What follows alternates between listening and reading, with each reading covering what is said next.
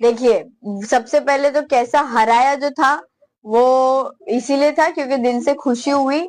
दुश्मनों को लगा कि हम हार जाएंगे, हम जीतने नहीं वाले, हमारी सभी एमआईएम की सीटें मुमरा से वैनिश हो जाएगी। लेकिन जबकि हमने कैंपेनिंग जिस तरीके से प्लान करी थी वो कैंपेनिंग को एग्जीक्यूट किया गया। एग्जीक्यूशन के बाद जब रिजल्ट आता है और आपका जैसा प्लान हुआ होता है उस तरीके से अगर आपको आपका रिजल्ट मिलता है तो बहुत दिल से खुशी होती है। और अल्हम्दुलिल्लाह वो खुशी जो थी उसका जाहिर करने का मेरा एक तरीका था और इसीलिए मैंने उनको ये जवाब में दिया है कि कैसा हराया। तो ये पूछना और बताना उनको जरूरी था कि उनको फील होना जरूरी है। उन्होंने एक बच्ची से डर कर जो हमारे पैनल के दूसरे उम्मीदवार थे तुतारी वाले उनकी सुनकर हमको टिकट ना देकर बहुत बड़ी भूल कर ली थी। तो वो भूल उनको याद दिलाना जरूरी था। मेरे पार्टी का झंडा हरा है। अगर मेरे पार्टी का झंडा भगवा होता तो मैं ये बोलती कि भगवा करून टाकून बट वो नहीं था।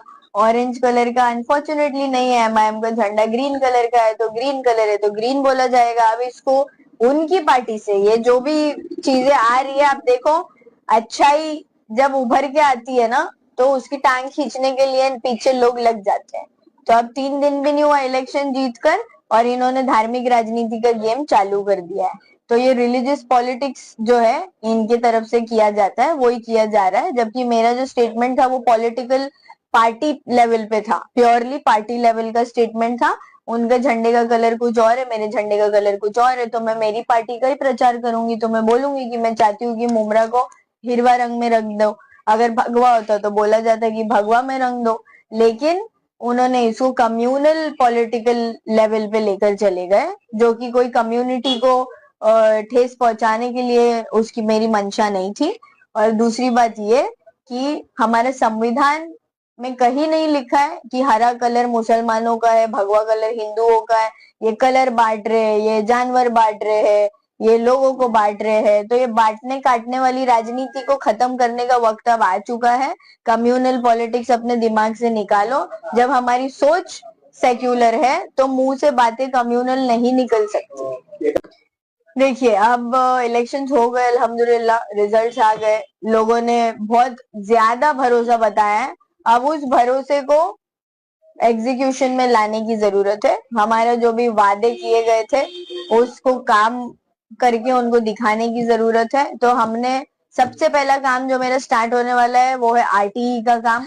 आरटीई की शुरुआत जो है वो कल से होने वाली है। आरटीई महाराष्ट्र गवर्नमेंट की एक ऐसी स्कीम है, राइट टू एजुकेशन, जो गरीब बच्चों के लिए महाराष्ट्र गवर्नमेंट ने स्टार्ट की है। उस स्कीम पे मैं पिछले 5 साल से मुमरा में काम करते आई हूँ। हमारी जब उस पार्टी में हम थे उसको इसका फायदा होता था, है ना। अब आज एमआईएम पार्टी का झंडा हम लेकर निकले हैं तो ये काम इस पार्टी के जरिए किया जाएगा। काम तो मैं ही कर रही हूँ, इसीलिए मैं बोलती हूँ कि पार्टी हमको डिफाइन नहीं करती कि तुम्हारे पीछे बैनर जो है तुम पार्टी को डिफाइन करते हो। इसीलिए अपने अंदर जो भी यूथ ये वीडियोस देख रहे हैं आप लोगों को भी मेरा ये मैसेज है कि आगे आओ, आगे बढ़ चढ़कर आओ। यूथ की जो सोच है, हमारी जो सेक्युलर सोच है, हमको पता है कि देश को हमको कहाँ लेकर जाना है।